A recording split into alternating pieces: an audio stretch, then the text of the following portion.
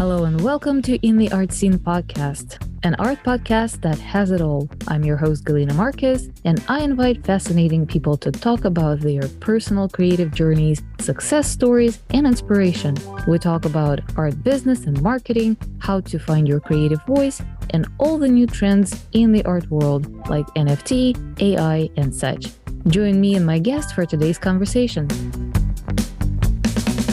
Hello, everybody. Welcome back to In the Art Scene podcast. I am having a special guest from the other side of the globe today, Tania Malkin from Australia, a wonderful photographer and a total enigma for me because I know very little about her. And when I went to her website, I mean, her Instagram is mind blowing. Don't get me wrong, but the website currently says that it's private, so there's no information about her story or her inspiration. So let's talk about that. Hi, Tania, and thank you for being with us. I know it's very, very late at night in your place. I mean, we're recording, it's 9 a.m. in California, and it's past 1 a.m. in Australia. It is so amazing. I'm so grateful for you for doing this at this unhumanly hour. I cannot imagine being up that late. Anyway, thank you so much. Please introduce yourself. So I'm Tania. I've been photographing for around 30 years. Wow. I guess, about probably more. If I include my high school years.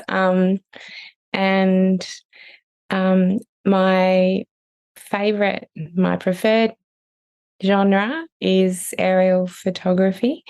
I do landscapes from the ground. I'm also an artist. I'm trained in fine art and art history. And I majored in oil painting and photography. So at university. So yeah. Oh, wonderful. Yeah, your aerial photographs are something. I have no idea how you do this, and I hope that you will tell us how you do this. But they look almost like veins. Can you guys imagine? And I will try to describe it, but you will just have to go to her Instagram and look for yourself. Can you imagine the landscape from the bird eye view? And there's like lagoons and sands in the ocean, and every single vein under the absolutely clear blue water is just painted like with a tiny little brush. It's so detailed and it's so intricate. It's just, first of all, I don't even know how one is able to find the views like that. Because, I mean, are you a pilot? You're going to be a pilot. I wish. No, actually, I don't wish, because then I wouldn't be able to photograph. But I wish that I could fly myself to scout areas before I go to the expense of flying. But yeah, so I spend a lot of time researching the areas that I fly. I use satellite imaging software that they use for mapping, and it's GIS software, which is like the geo-imaging software that they use mostly for things like mining and mapping. And so I spend a lot of time researching and a lot of time on that, just flying around on the software. Yeah, looking for places that I would like to go. I also use solar prediction software so that if it's an area that I'm unfamiliar with, I can estimate the light angles and where the light's going to be hitting at that time of day and what angle it's going to be and where it's coming from. So And most of my flights I'll plan sort of 12 months in advance. I don't just jump in the sky and go, let's go flying this weekend. um, yeah, so that's basically my planning process. Wow. And yeah, and then depending on what I want to shoot, whether it's the desert or mountains, I have an obsession with the coast. Um, we have such a diverse coastline in Australia. The colours, depending on where you are I'm in the Northern Territory, so the Northern Territory coast is very different to, say, the coast of Western Australia, and the east coast of Australia, which is very densely populated. So I kind of try to steer away from people as much as possible. um, in almost everything I do, but particularly I try to be in areas where there's no footprint, basically, of people. Yeah, and then I try and find a pilot and try and find a way to get there that's as cost effective as possible.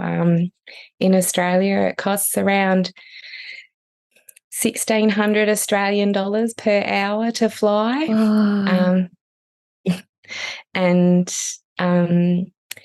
I live in an area which is probably 200 to 300 kilometres from the coast, and it's nearly 200 kilometres, which I guess is about 100 miles from the nearest town.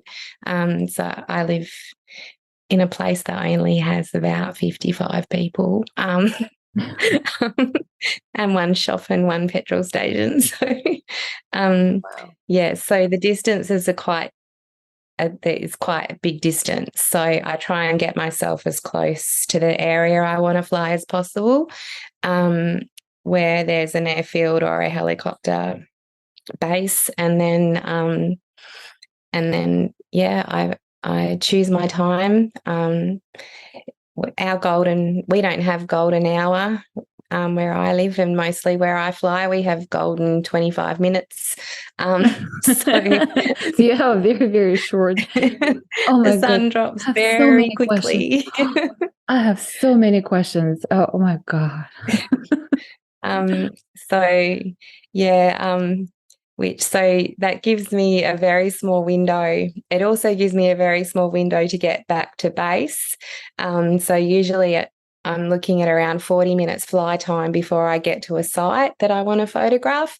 So I kind of have to try and juggle the right time of day with a lot of what I do is tidal. So with the right tide at the right time of day, with enough time to get back to base. Yeah. Oh my goodness. Oh my, well, okay. So I love having guests who are geeking so much on their art, but I have so many questions. Like, there's no way in the world I would be doing such an extent. Like, I mean, hanging out on the software, researching some pretty area, from the satellite is one thing, but then calculating the light angle. Making sure that you are catching the right tide at the right time of day, traveling that far, and then flying with the pilot. It's like, oh my goodness, every shot must be just golden. I mean, the time, the effort, the cost that you personally put in this. Well, okay, I have a very short question. Why aren't you using drones? Why does it have to be a pilot with the aircraft or helicopter? Yeah. So I don't know about overseas, but in Australia, drones have a maximum fly height legally of about 500 feet. And most of my shots are taken at around 3,000 feet. Ah, So, and then also a lot of the areas that I photograph are not accessible by land.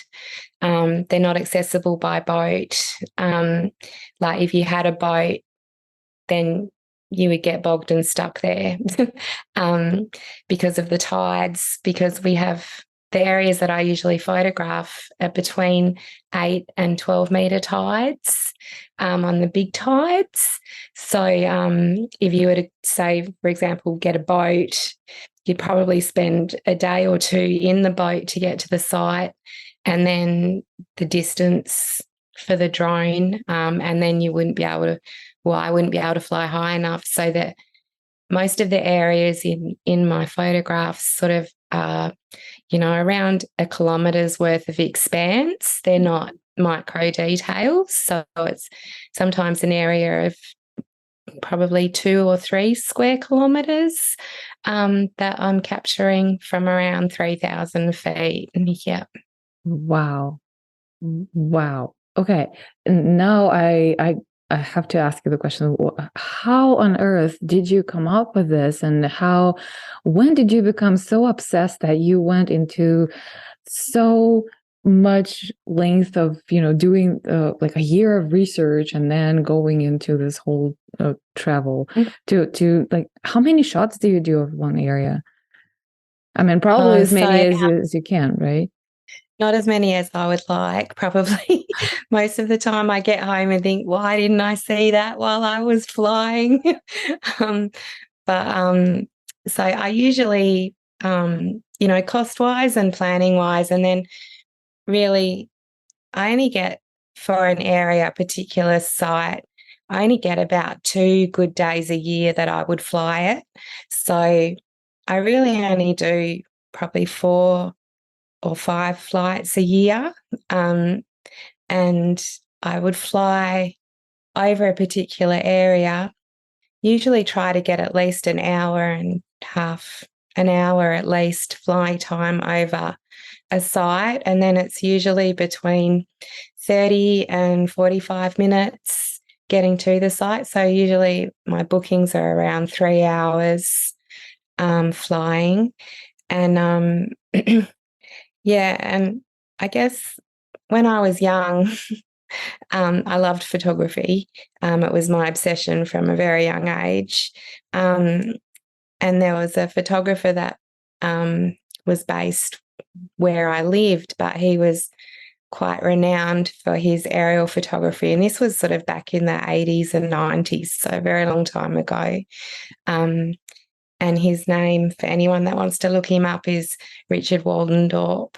And he's based in Western Australia. And his images were amazing. And I remember being sort of maybe 13 or 14 and seeing one of his books for the first time. And I just wanted to touch his photographs, when there's artwork that you just want to dive into and immerse yourself in.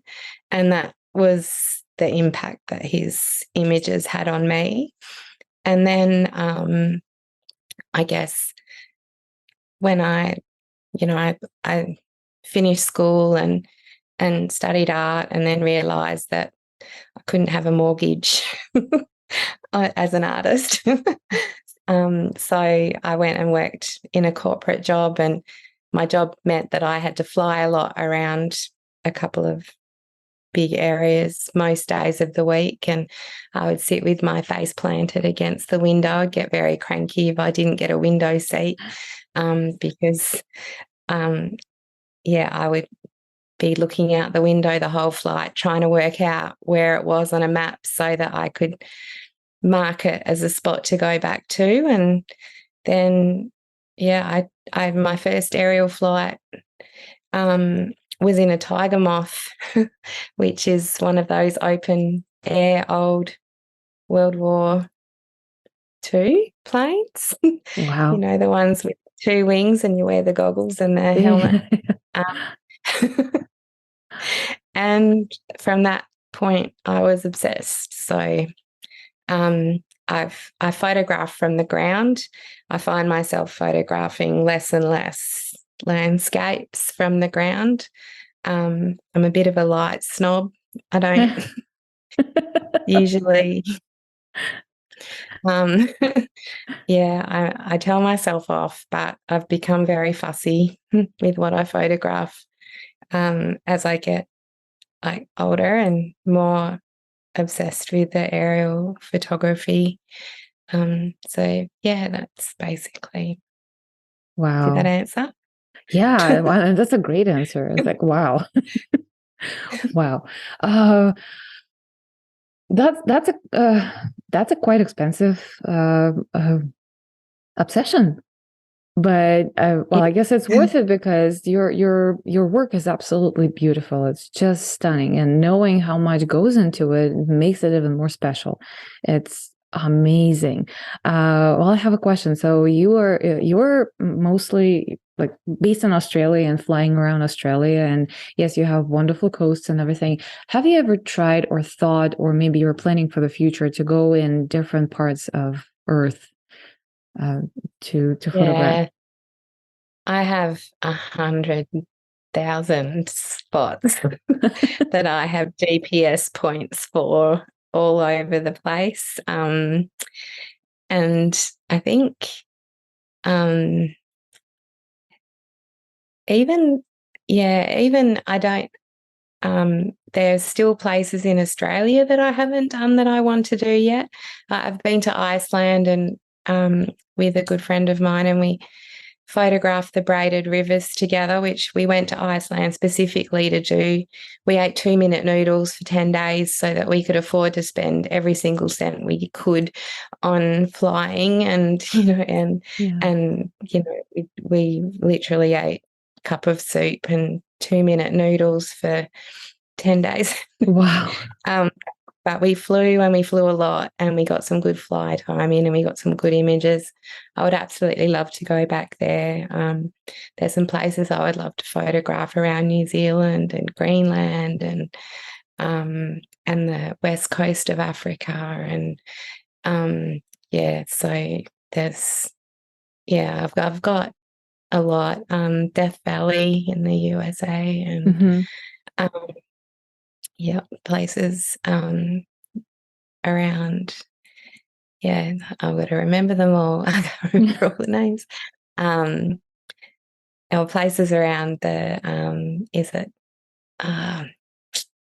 can't think. Anyway, I have got places around the USA and Greenland and Alaska, and there's lots of places that I have on my to-do list. And I guess being an artist, I don't have a rich benefactor. I wonder why. What is wrong with this world? Come on. I know. Where are all these rich benefactors that all of the Grace talk about? Wow. Well, yeah.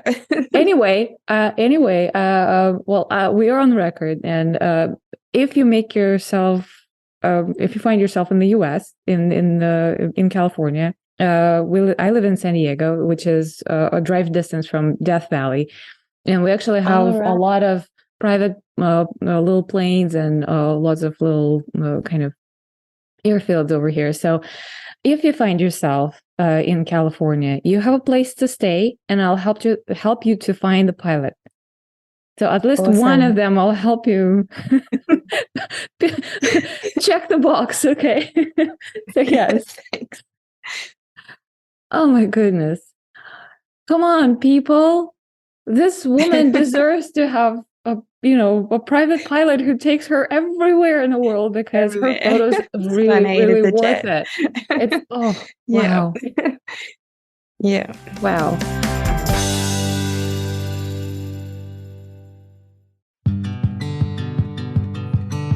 Hey, In the Arts Scene listeners. I just wanted to say a quick thank you for all the support you've given me in the past year. It means more than you know. Every donation through Buy Me a Coffee and every purchase of swag helps me keep up with the production and put out a new episode every week. And I certainly appreciate if you will keep doing it. But I also feel that if you like the show this much, you deserve a little more than just a thank you. This is why I launched a Patreon page. There will be monthly live Q&As, exclusive content, and for the hardcore fans, I got some swag and keepsakes. I love this community that we are building together. And by joining my Patreon, you will help me create more content for you. Go to patreon.com/intheartscene and join today.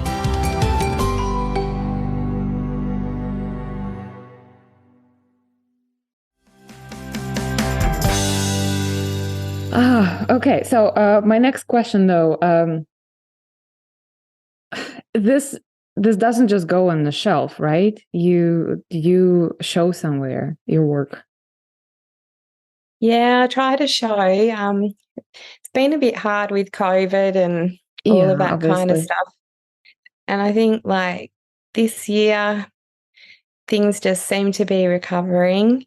So I've had, I don't know, 5 or 6. I've got an exhibition running at the moment. So I think it's my 6th solo. And then I've had I've been in a joint exhibition in Shanghai, and so I mean it's always nice to see your work printed, and I like to print big. So I imagine it. nice to see your work printed big and the detail that's in it. Oh, Yeah, on beautiful paper. Yeah. you know what? I see it on the metallic surface. This will just shine on the metallic surface. Oh my goodness. It's just gonna be with the right spotlight. It will be just magical. Yeah. Yeah. I've started to lean towards the cotton rags at the moment, the beautiful, rich, textured art paper. It just gives the color saturation and the depth such beautiful depth and beautiful detail and beautiful color. I have printed, there's some images that I print on metallic. Yeah, but my current exhibition is all on cotton rag. So yeah, and it looks beautiful. The colors are beautiful, and it just really gives it a beautiful, deep feel to it. Wow. Well, okay. I just can't get over.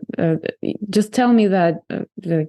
Put me at ease. Tell me that your exhibitions are selling out, please. I had a couple of sellouts. Oh, good. I had a couple of sellouts, and I sold out. I sold it. Yeah, I've had a couple of sellouts. This one's a bit slow. It's the wrong time of year. I'm in the Northern Territory, and we're just coming off our wet season. So, there's not a lot of people around out and about. It's hot. It's stinking hot. But I've sold a few, so I'm not absolutely not disappointed. I'm hoping to have a series of exhibitions at the end of the year. I got the regional Fuji GFX grant for the Asia Pacific region. So I'm about to start shooting for that. I've just got to lock in my dates. I'm being a little bit fussy with tights. So yeah, I just need to look in my dates. Then I'll be having a series of exhibitions at the end of the year, and hopefully that will be with medium format camera. With the Fuji GFX. So yeah, I can't wait to get those done big for that exhibition. And these ones are all big. I shoot in a different style to most. When I'm up, I stitch most of my images. They're not single frame images, so that I get like really incredible detail, and they can sort of be, I think the biggest I printed was 6 meters out of a shot file. So yeah, they look great big.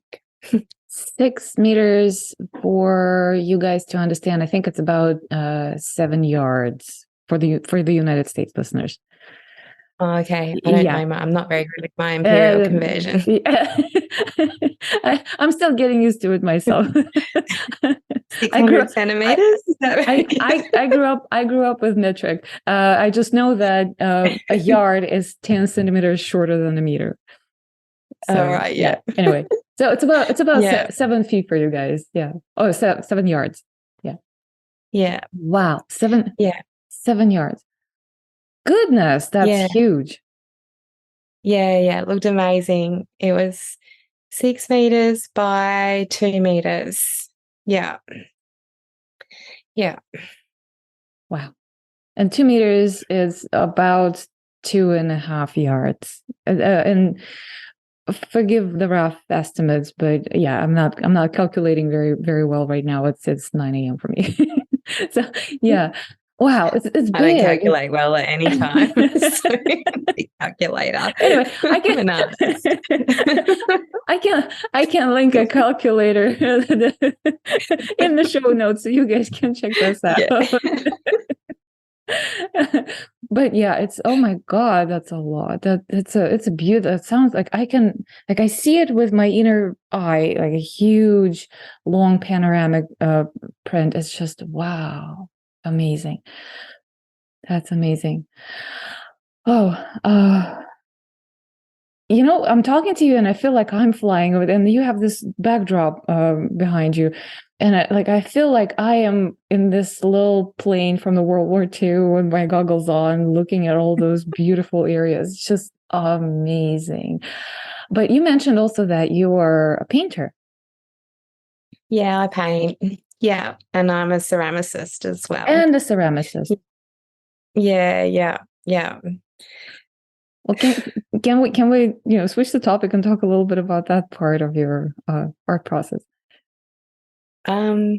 Well, art school beat the love of painting out of me. Really?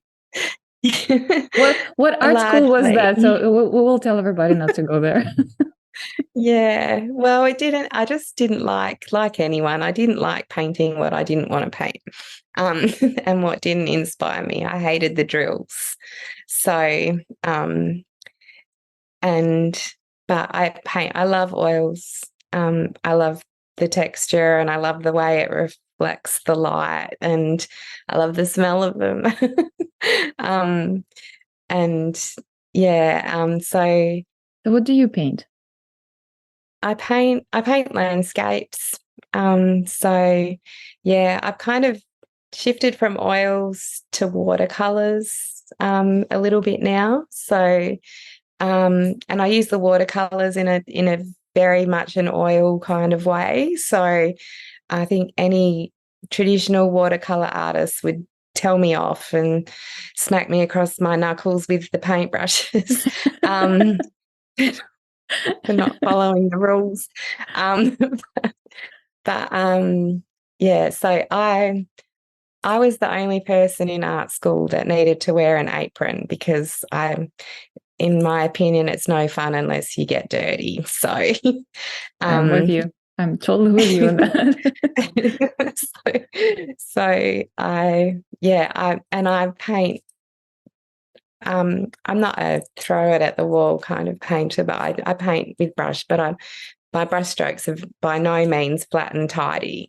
So and I used to also love the oil pastels, the crayons. Mm-hmm. So I paint very much in the style that I would have used an oil pastel.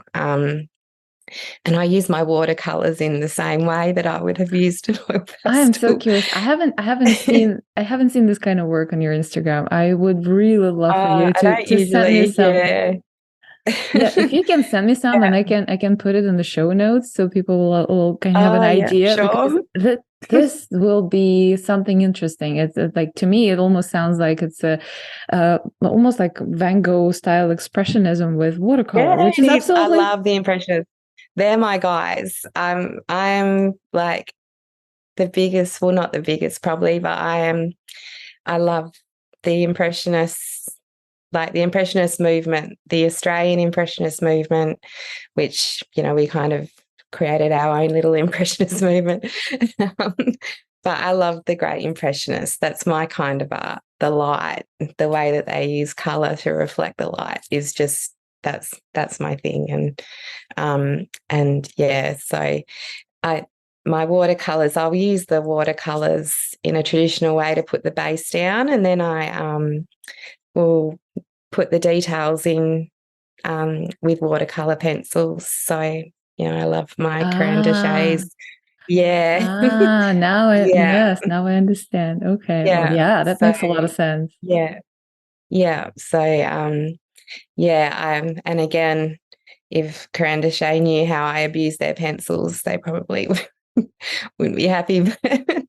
But that's the way I do it. And that I think just because I just love oils so much, and I love the oil pastels, and so I've kind of created my own little rules for the watercolors and how I do things.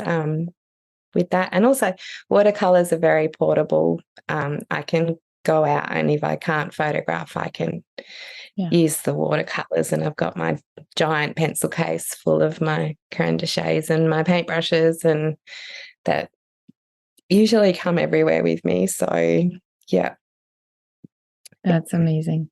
That's amazing. So, actually, the reason I asked you what kind of style of painting you like, because at least here in the States, the style of your photography um, kind of reflects some trends in the semi-abstract painting that is popular here in the States. So, this coastal colors, this kind of a oblong shapes, brush strokes. So it kind of from the distance looks like you are looking at the coast from the top. But it's abstract painting. So I was wondering if you were trying to do something like that with your painting, but obviously you don't, which I think is amazing, because why, you can do it in your beautiful photographs. Yeah. Oh, I try to do it with my photographs. So, like, I'm by no means a Photoshop professional. And and I try to chase the natural light. So again, I'm a bit of a light snob. If the light's not doing it for me, I don't usually get my camera out. So I'm sorry for all the people that say practice your craft every day, because um, I kind of do. But yeah, like I'm very much a light snob, and if the light's not hitting it right, if I see a place, a beautiful vista, and I think to myself, that would make an incredible photograph, I will keep going back 100 times until I get the perfect light. I think it's that kind of as well as getting a good image at the end, it's the actual process for me in creating the image is finding a spot, a beautiful vista that's going to be photogenic, and then working out when that good time is going to be, if it's in the morning, if it's in the afternoon, or if it's 40 minutes after the sun goes down. So and then it's actually going back and back and back and back and back and back until I'm finally happy with the image. Like, I love soft light. I don't know whether you have it over there, but I call it the afterglow, where the sun goes down and then about 20 minutes later, there's this pop of beautiful soft color and beautiful soft light where everything just glows naturally. And that's my favorite. If I'm photographing from the ground, that's my favorite light. I can't do that from the sky, because you can't fly a helicopter, after after last light. So, certainly if I'm photographing a landscape from the ground, then that's the light that I wait for. Yeah. I don't know actually if we have anything like this over here. So, for you, since you understand a lot of how geography and latitudes and everything, so I think San Diego is the latitude 33. So we're not that far away from the equator. Yeah. So our days are kind of short, and our nights are kind of like, I mean, there's not much difference between the Yeah. winter and the summer, Yeah. in terms of the length of day. And we have absolutely, on the West Coast, we have absolutely beautiful, stunning sunsets. And at least here in San Diego, a lot of people are reporting seeing this green flash that they call it. I don't know if you have that in Australia. It's when the last second, when the sun is when it's dipping in the ocean, and the very, very last Yeah. second, until the last like tiny little piece of sun goes under the ocean, it kind of flashes in this green-ish kind of a color. I haven't seen it myself, but my husband did, and lots of our friends have seen it, especially those who live right by the coast. Yeah. On the very clear day, it's quite quite a common thing here. But after that, Okay. it gets dark so fast. Yeah. I don't know that. I mean, yeah, no, there's nothing glowing in it.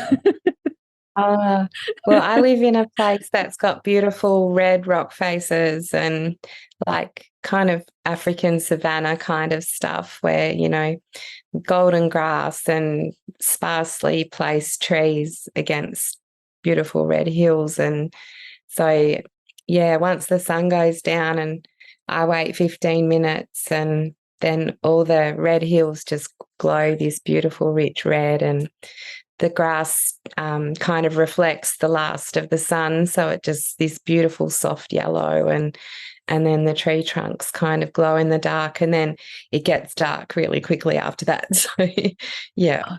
You will Yeah. love Sedona. Okay. You will love Sedona. If you haven't yet researched that area, it's a small town in Arizona with red rocks, hills and valleys. It's just absolutely amazing. It's especially in the during the sunset. It's just the Okay. colors are so Yeah. rich, and yeah, you will love that. Again, Yeah. if you're coming here, I'll take you to Sedona. It's on my to-do list, most definitely. Yeah. Wow. Okay.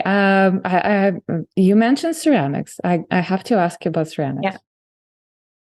Okay. So ceramics sort of became my COVID project, I guess. Uh-huh.